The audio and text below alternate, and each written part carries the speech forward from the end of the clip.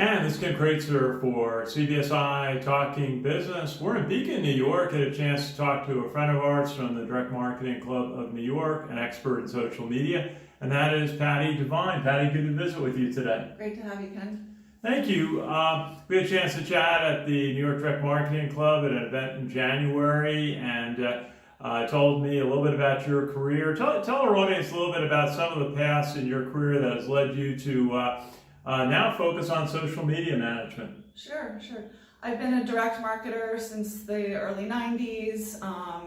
Have worked at large and small companies doing results-driven, data-driven marketing.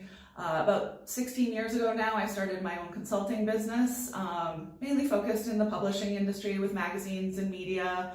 And as things have evolved in the last decade or so, all of my direct marketing skills have really led me to be able to work with the big social platforms, social media marketing and advertising. And so I'm still consulting today and have a number of clients of all sizes and shapes, and we do everything from social media and everything digital to any kind of offline marketing they need as well to just make their business work. Well, there certainly is a lot happening in social media. We've moved into a mobile-first business planning environment for communications, and the amount of ad spend is shifting. Over 50% now is online advertising spend. What are some of the key trends you see happening in social media today? Well, obviously these algorithms are getting smarter and smarter every day. You're really at the mercy of what Facebook wants you to do. Facebook and Google are kind of the 300-pound gorillas here. I guess it's an 800-pound gorilla. So one of the things that Facebook has really driven as a new metric that we didn't use before was engagement. And so your posts and your ads are served more as they see people engage, and that can be a like or a comment or a share. But that's a big metric that we didn't analyze 10 years ago was engagement. We all know about sort of the decline in Facebook serving organic posts. They obviously want you to spend money on advertising, so you're not getting as much reach on your organic, which is why you need to get really smart with your paid media. One thing we work a lot with now is a customer funnel. So we used to, send a piece of direct mail and we'd get a check back, and there was 2 steps to really getting that product.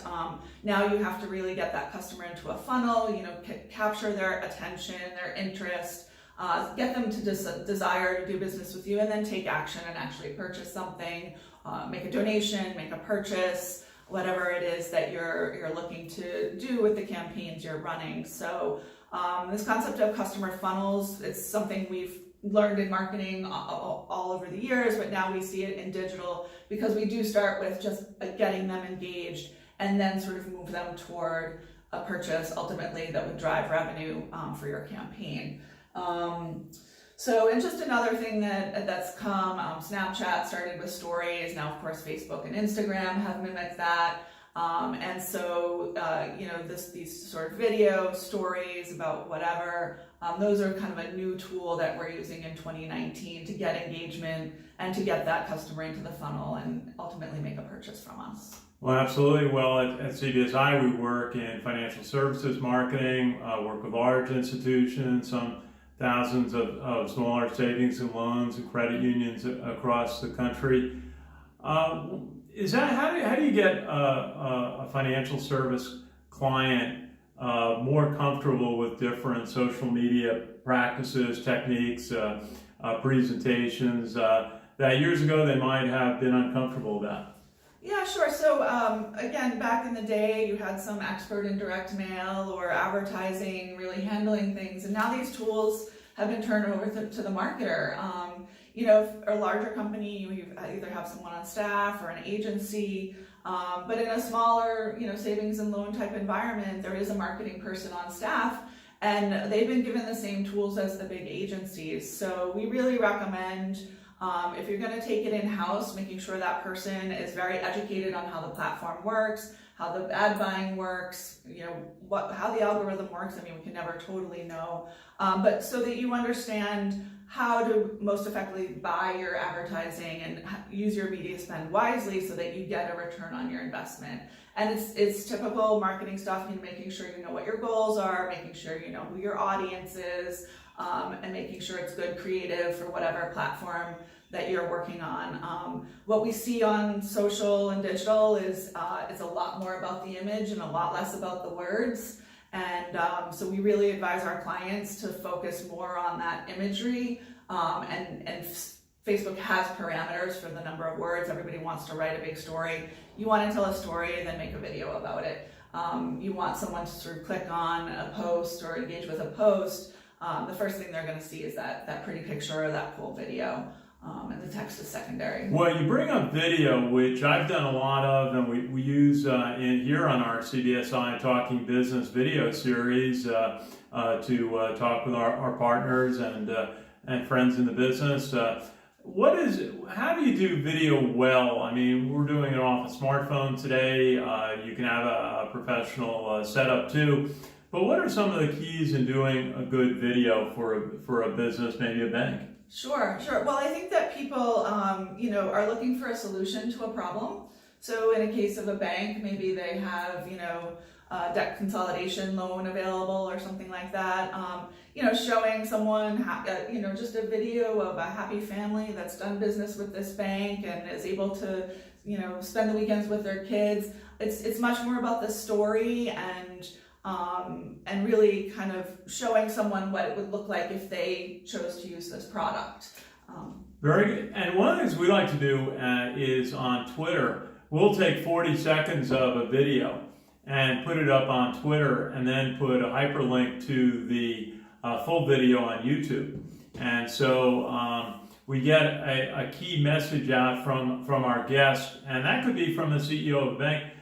How do you prepare a CEO for doing more, or a marketing director to do more public appearances, feel more comfortable in front of a camera, getting the message out about their organization? Obviously everyone's different, but we like to offer a lot of structure for our clients. There shouldn't be any emergencies or surprises in marketing. So we have a content plan. We know where they're going to be. Whatever level, if they're comfortable putting the tweet out themselves or understand about the hashtagging, or they just snap a photo and give us a couple of words and we'll post on their behalf. So everybody's different about the amount of involvement they want to have. Some are really great. We just advise consistency and making sure to use best practices, making sure if you're in an event, you're using the hashtags, you're tagging people that you're with. All of these little tricks get you more engagement and get your post, more served up by the platforms. Very good. And one of the great uses of social media is at events, seminars, Direct Marketing Club of New York, where we do work with the Hudson Valley Direct Marketing Club here in north of New York City. And being able to take pictures and put them out on different platforms, video, and also I always recommend make sure you video record every event. What are some of the things an organization attending an event, a conference, should be thinking about and preparing, and then also on the day of the event getting out images out on social media? Sure. Well, they're really looking to these companies and businesses to be an expert, the consumer or the user. So you want to have that voice of being an expert in your field. You have a great takeaway from a certain seminar. You get a photo op with the speaker. A link to something that a video or a little clip of them. So definitely people want to, especially in a business, for a business, see that you're the expert, whether you're the expert in bubble bath or banking or whatever it is, really getting more knowledge. People are searching for solutions. They don't want to sit there and listen to your sales pitch. They want to see what's in it for me, right? So that would be my advice, just getting clients away from really like, this is what we do, and more toward, here's how we can help you. And following up on that, you like to talk about the sales funnel, which is an important visual in a lot of business sales planning. But it all involves building engagement, from building awareness to building, listening to a video, but then being able to take action. And that could be simply to generate walk-in traffic to a bank's branch, or it could be trying to call their office to inquire about a product. What are some of the ways to build engagement once you've got people's attention on social media? Sure. So just using all the benefits of the platform, right? Again, that expert voice. We also do a presentation to employees of that company and show them how they can share on their own personal media, what an engagement means. Like, likes are great, but a comment, hey, this is about employee benefits. I just joined the team. Give me a shout to talk more about how we can help you. So engagement isn't just sort of, a like or whatever. It's actually engaging with that business. So now you've moved that customer down further into the funnel. They've submitted an application. They've downloaded a white paper. They've viewed a video. So that person is one step closer to taking an action, making a purchase. So, yeah. Very good. Well, one of the things I'm in kind of awe, and we have, I'm involved with some organizations that have millions of Facebook likes. And when you hit, you send out a post, you could be sending it out to hundreds of thousands of people. So quality control is very important.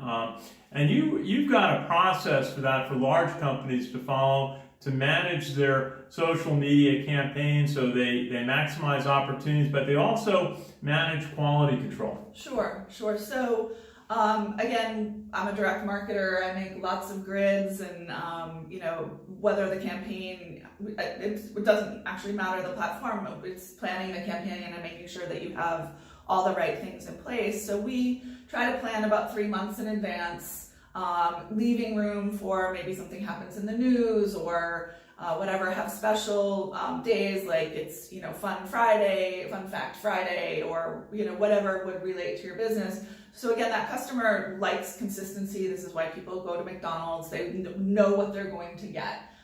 So just keeping a calendar, finding your voice and just keeping on top of it and keeping top of mind with that customer. So we plan it all out. We put everything in a spreadsheet. We create the sample ad, and then we send it to the client for approval and review. And then Facebook gets to approve and review. So we know a lot of those tricks. There's certain things that they won't accept, words and images, and we know that. So our goal is to get those approved by Facebook as well as the client, because we are talking to algorithms now. Ultimately, we're talking to people, but we have to understand that Facebook has certain community rules and certain things they will and won't post. So we take a lot of that headache away from our clients because there can be some back and forth on things. So we've just got 10 years expertise in running Facebook ads. So our goal is just get that out there and get the highest ROI for our client. Well, working with a knowledgeable professional like yourself is very, very valuable to an organization. Now let me just ask you about small organizations. So we work with hundreds of credit unions around the country, smaller savings and loans, and some are embracing social media very well. I think it's an opportunity for CEOs and owners of businesses to go out and create an image of their organization and speak to the public through social media at very low cost. What are some of the keys for smaller organizations to effectively utilize social media opportunities? Sure. So I also teach marketing to college students. So I have groups of college students every semester putting together business plans for small businesses and marketing plans. Where do you teach at? At Baruch College. Baruch, yeah. Yeah, in the city. It's the business school of the CUNY system, for those of you that don't know. So I've really, in my teaching, and I've been there for 11 years, I want to give them hands-on knowledge so that they walk into an internship or a job and everybody thinks, oh, you're young, you must know this Facebook thing, but that they actually have the tools and sort of the planning ability. So I treat the small business clients the same way. I teach them how to fish and certain certifications. If they're going to have an inside person, that person should be getting certain certifications, doing the Facebook Academy, learning these platforms. We'll talk about Google next time, but all the Google certifications. So really the training, just because they're young and they know how to post a picture on a selfie on Facebook doesn't mean that they know how to run that for your business. So the training for smaller businesses, the training part is really important. If you don't want to spend to hire an agency or a consultant, get that training, get people set up, get that sort of planning, that rigor of planning. You do it for your business, you should do it for your marketing too. And understand sort of where your milestones are, what you're trying to get out of it. We talk a lot about KPIs, key performance indicators. So if you want a certain number of loan applications, or you want a certain number of whatever it is for the bank, those are important KPIs, and that goes back to your return on investment. So, just basically learning, learning platforms really well, keeping up, even though your organic posts may not reach a lot of people, you want to keep up with that because you want Facebook to continue to see you posting so that they give you more reach. Teaching your employees how to engage with your posts and how to post it on their own personal to promote the business. So if you have a weight loss challenge coming up at work or something, they post about that. But we will go in and say, okay, make a content calendar, stick to it, you know when people are going to events, when you have particular holidays or specials coming up, and just kind of making a plan and sticking to it. It's marketing 101. We're just dealing with a different platform these days. Our Chief Marketing Officer at CBSI Services, Jack Onar, would agree with you 100% on a marketing calendar. We're always working on that. But one quick question that I think about it is, how do you relate websites, your company website, to social media activity? Some websites have been around for quite a while, but it's part of, again, building engagement, because a lot of what you want to do in social media is drive people to your website, where you have a lot of room to talk about your products and services in detail. How does that work effectively? Sure. So I think when websites first came out 20 years ago or whatever, it was really a brochure. Here's what we do. Now with obviously search engine optimization and Google and SEM, your website becomes a place, again, to get that action, to get that engagement. So you have a video, maybe it's 40 seconds that you show on Facebook, but then you have the longer form video on your website embedded from your YouTube link or whatever. You write a piece of content around your expertise on a particular topic, do a little teaser, send them to read the content. Google loves any page that has 300 words over it, so this could be a whole other talk, but just making sure that your site is optimized for Google, that you're using some sort of SEO platform or add-in to your site. Another key thing that we advise, and like I said, the website can be a whole other talk, but is placing that Facebook pixel on your website. And so that Facebook pixel will allow you to target people while they're on Facebook who have visited your website. And that's really important because that's a mid-funnel person. They've already been to your website, they know who you are, and now we can continue to stay top of mind because we can serve them an ad on Facebook after they visited the website.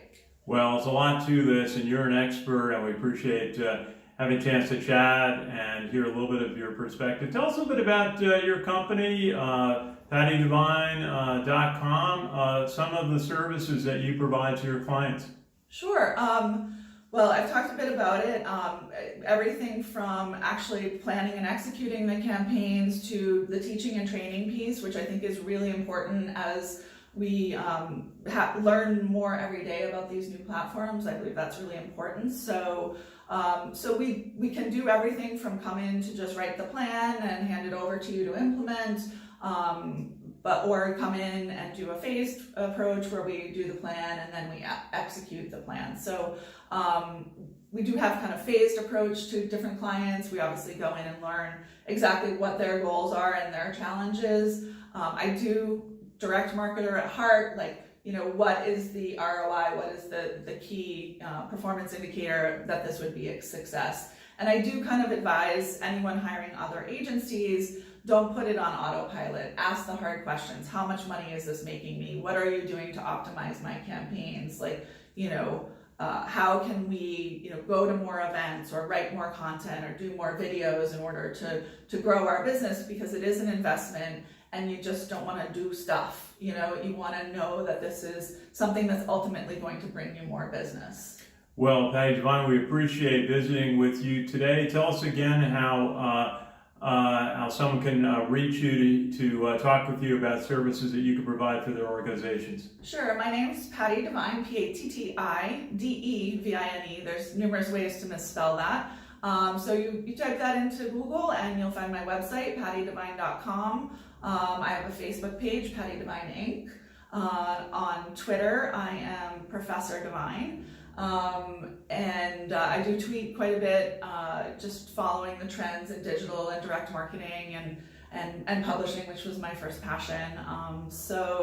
And there's a contact form on my website where you can shoot me an email if you want to talk further. We do offer free evaluations. Come in and see what your goals are and how we can help. Very good. Patti Devine, we met you through the Direct Marketing Club of New York, great organization in New York, great events in Midtown Manhattan, and I appreciate a chance to visit with you today. So for cbsiservices.com is our website. We have almost 40 years experience working in the bank credit card business, providing benefits on credit card programs, insurance warranties, auto rental replacement, lost luggage, and travel services. And we also have a great team at managing customer service behind all of our programs. And again, you can find out more information on us at cbsiservices.com. So, Patti Devine, thank you, and glad to be up here in Beacon, New York today. So for CBSI Services Talking Business, this is Ken Kreitzer. Very good.